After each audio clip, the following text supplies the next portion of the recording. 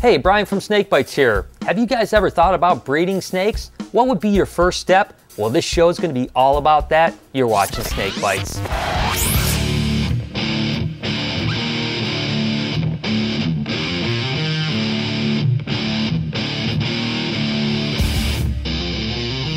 This week we're going to talk about the people that are ready to take the next step and produce their first clutch of eggs and the processes that you're going to need to know to make it a successful endeavor. Now, whether you've been keeping snakes for several years or just getting into the hobby, you might be ready to produce your first eggs. Or you might just have a pair of snow corn snakes and one day find an unexpected clutch of eggs. Trust me, it happens. Mom, Snakey has eggs! Whether you accidentally find a clutch or intentionally are breeding your snakes, the one thing you have to keep in mind is the health implications. Females laying eggs can have calcium deficiencies, other nutrition, and certainly weight loss. Not to mention, males and females can certainly have a lot of stress. Not to mention the breeder too. Do we have baby snakes yet? No, 60 days. Did they hatch yet? No, not yet. What about now? No. Now? No. Now? No. Now? No. No. Now? No. No. Now? No! The next thing you're going to have to consider is the financial responsibilities. One of the biggest things about caring and breeding snakes is the amount of money it costs to feed them. You're going to have to make sure that you have a food supply and the money to feed them. Because trust me, these guys stay hungry.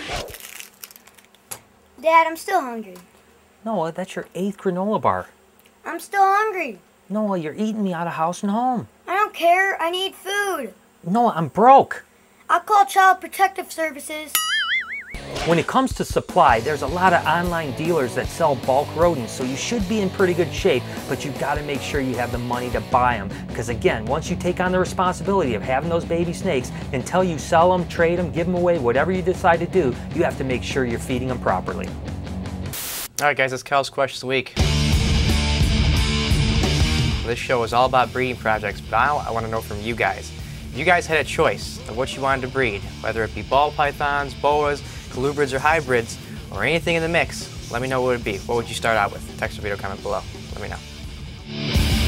I often get asked about housing baby snakes. Do I have to buy a rack and keep them individually, or can I keep them in a vivarium altogether? Well, it's partially your opinion about husbandry, and it's partially species specific. Take, for example, this ball python. You could theoretically keep an entire clutch of ball pythons in a vivarium, separating them just for feeding.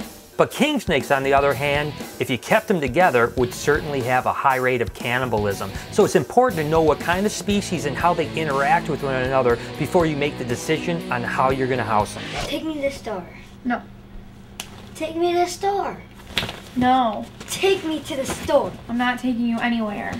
Better take me to the store. Shut up! Leave me alone! Take me to the store. Hey, guys! Knock it off. Noah, you get over there. Stay apart. You stay right there. Outside of cannibalism, the only other issue with communally housing the animals is individual records. It's really difficult to keep an individual record when you're keeping a bunch of snakes in the same tank. Things like regurgitation, weight gain, feeding, and even growth rates are almost impossible. But again, it goes back to your opinion of husbandry and what you want to get out of it. Bottom line is, if the animals are cared for properly, whatever you want to do is fine. So now that we've gone over the health and financial implication and the housing and food needs, the next thing you're waiting for is your clutch of eggs.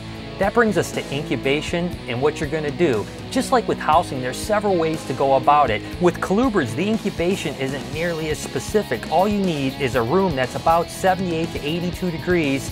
You just stick them on the shelf in some good incubation medium and they're fine. Now when it comes to pythons, the egg incubation temperature is very specific. 88 to 90 degrees is really important to have your best success. These incubators are a perfect example of a really solid incubator. You can see that they keep the temperatures really good, they're thermally dynamic, and if you have eggs in this, you're definitely going to hatch them. There's now some commercially available reptile incubators like this Reptivator from ZooMed. They work really well and they can fit within your budget, or you can go ahead and try to build your own incubator out of a cooler, an old refrigerator, or styrofoam, or whatever it might be. As a matter of fact, we did an entire episode on incubation. Go ahead and click the annotation if you want more details. But the bottom line is make sure you know as much as you can about the species you're working with to have the best success. Can we please turn on the air?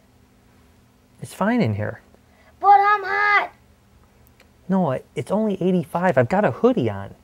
I can feel my brain cells melting away. Do you want that? Okay, I'm not going to say hatching baby snakes is just like parenting, but there are some similarities. It's a lot of hard work, there's certainly some financial drain, and it takes tons of dedication. With all that being said though, if you can get past those things, it's extremely rewarding. Dad, I'm hot!